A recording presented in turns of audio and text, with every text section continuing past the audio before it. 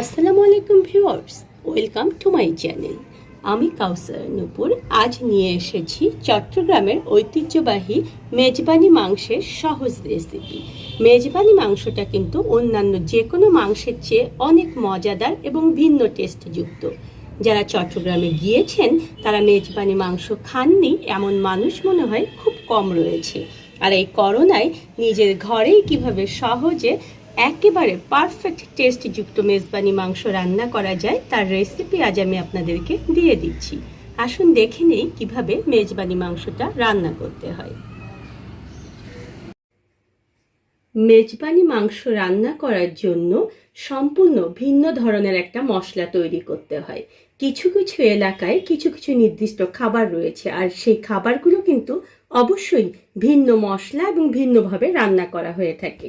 চট্টগ্রামের ঐতিহ্যবাহী মেজবানি মাংস রান্না করার জন্য আমি শুকনো মশলার মধ্যে নিয়েছি জয়তুন, জয়ত্রী, আমি বড় এলাচ নিয়েছি, ছোট এলাচ, এখানে সাদা গোলমরিচ নিয়েছি, আমি স্টার এলাচ নিয়েছি, আমাদের নর্মাল রান্নায় যে জিরা ব্যবহার করা হয় সেই জিরা নিয়েছি, লং নিয়েছি, দারচিনি নিয়েছি, আমি এখানে কিছু রাঁধুনি মশলা নিয়েছি, আমি এখানে মৌরি নিয়েছি এবং ধনিয়া নিয়েছি।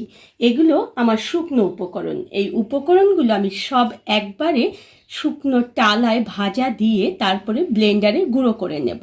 আর এরপরে আমার আরেকটা মশলা তৈরি করতে হবে, আর সেটা হচ্ছে আমি এখানে নিয়েছি নারিকেল, আমি এখানে নর্মাল বাদাম যেটাকে বলা হয় আমাদের চীনা বাদাম, সেই বাদামটা নিয়েছি, আর আমি এখানে নিয়েছি সাদা সরিষা। আপনারা সাদা সরিষার বদলে কালো সরিষাও নিতে পারবেন, তবে সেক্ষেত্রে দেখা যায় যে তরকারির কালারটা একটু কালচে হবে, তাই কালো সরিষার বদলে সাদা সরিষাটাই নেওয়া ভালো। এখানে আমি একটু টক দই দিয়ে এটাকে ব্লেন্ডারে ব্লেন্ড করে নেব। আমি আজ এখানে 3 কিলো পরিমাণ মাংসের মেজবানি মাংস রান্না করব। এখানে আমি বলে রাখি যে মেজবানি মাংসটা রান্না করার সময় মাংসটা সিলেক্ট করতে হবে একদম ঠিকভাবে। এখানে হাড় থাকবে, এখানে চর্বি থাকবে, কলিজা থাকবে, ফ্যাপড়া থাকবে, মানে সব কিছু মাংস যখন মেজবানি মাংসে থাকবে তখন সেই মাংসটা খেতে কিন্তু অনেক ভালো লাগবে। এখন আমি প্রথমে এখানে লবণ দিয়ে দেব। লবণটা অবশ্যই আপনাদের মাংসের অনুযায়ী আন্দাজ মতো আপনারা দিয়ে নেবেন। আমি 3 টেবিল চামচ পরিমাণ লবণ এখানে দিয়ে দিলাম। পরে যদি লবণ লাগে তাহলে আমি আবার এখানে লবণ অ্যাড করব।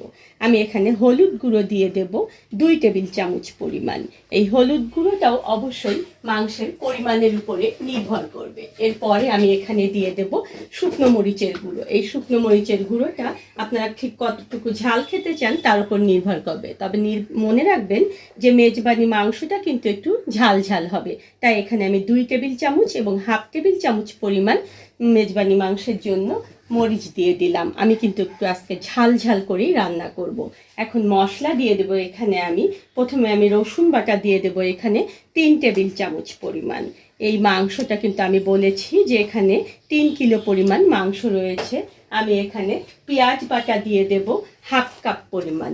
এই পেঁয়াজ বাটা দেব আমি এখানে হাফ কাপ, এই কারণে যে আমি কিন্তু পরবর্তীতে আবার পেঁয়াজ কুচি এখানে ব্যবহার করব।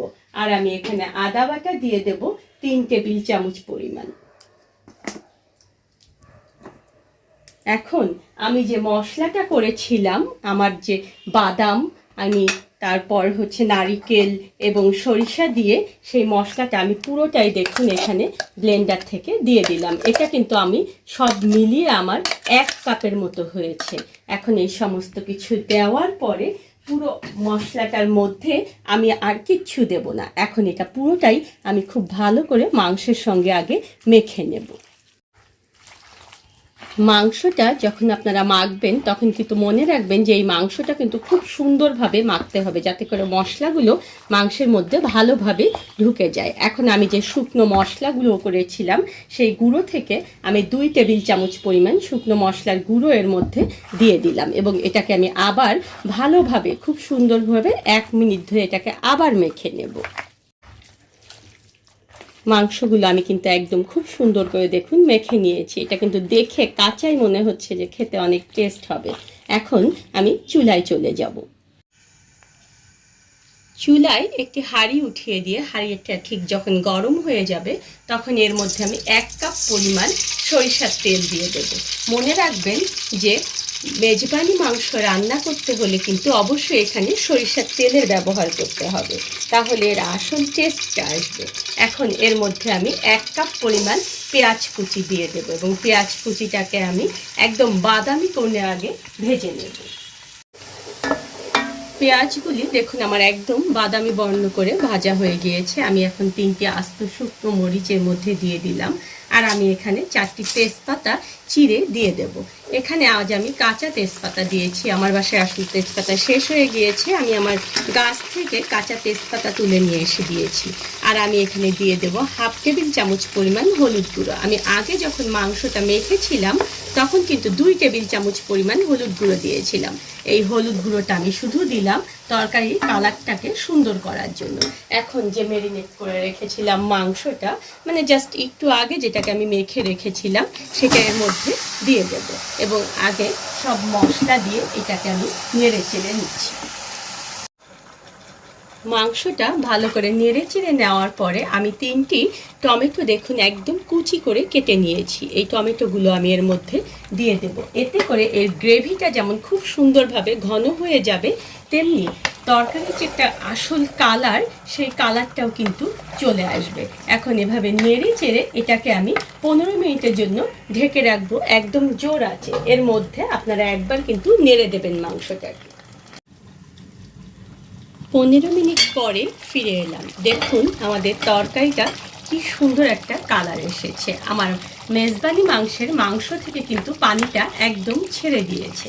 এখন আমি যখন মশলাগুলো, যেমন আমি যে আমার নারিকেলটা, আমার সরিষা এবং বাদামগুলো বেটেছিলাম, তখন কিন্তু আমি সেখানে 2 টেবিল চামচ পরিমাণ দই দিয়েছিলাম। আর এবার এখানে আমি আবার 1/2 কাপ পরিমাণ টক দই দিয়ে দিলাম এবং এটাকে আমি ততক্ষণ পর্যন্ত কষাবো যতক্ষণ পর্যন্ত না এই মাংসের পানিটা একদম শুকিয়ে যায়।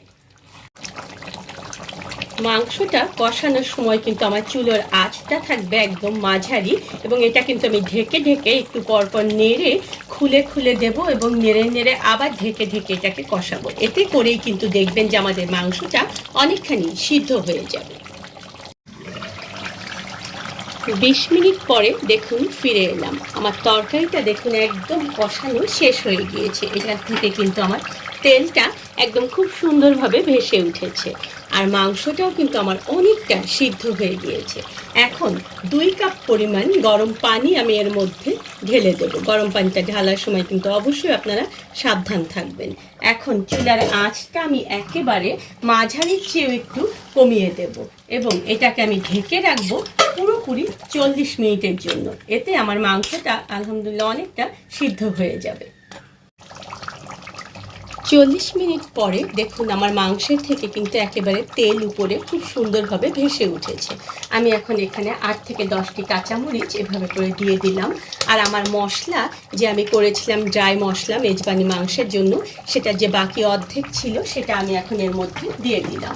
এখন আমার রান্নাটা কিন্তু একদম শেষ। আমার মাংসটাও সিদ্ধ হয়ে গিয়েছে আর গ্রেভিটাও কিন্তু একেবারে পারফেক্ট ঘন হয়ে গিয়েছে।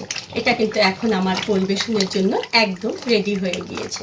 দেখেছেন কত মজাদার উপায়ে এবং কত সহজভাবে আমি এখন দেখিয়ে দিলাম আপনাদেরকে চট্টগ্রামের ঐতিহ্যবাহী মেজবানি মাংস। এই মাংসটা কিন্তু দেখতে যতটা না সুন্দর, খেতে তার চেয়ে এটা আরও বেশি সুন্দর। আপনারা এভাবে করে ট্রাই করে দেখবেন যে আসলে আমার যে রেসিপিটা আমি দিয়েছি সেভাবে করে একেবারে পারফেক্ট টেস্ট মেজবানি মাংসের এসেছে কিনা।